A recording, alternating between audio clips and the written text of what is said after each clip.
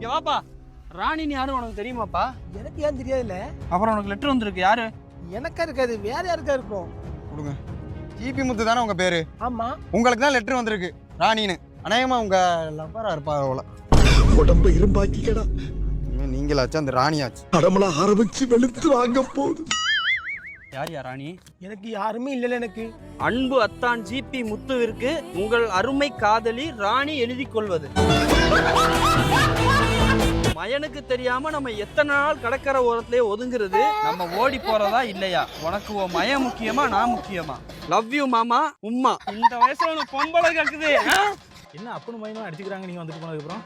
அது ஒண்ணும் இல்ல அண்ணாச்சி. ஃபிளாஷ்பேக். அண்ணாச்சி குடிங்க. உங்க பக்கத்து வீட்டுக்காரர் பரமசிவம் இருக்காருல்ல, அவர் வீட்டுல ஆள் இல்ல. 2 லெட்டர் வந்துச்சு, அவர் வரவும் கொடுத்துருங்க. நான் கிளம்புறேன்.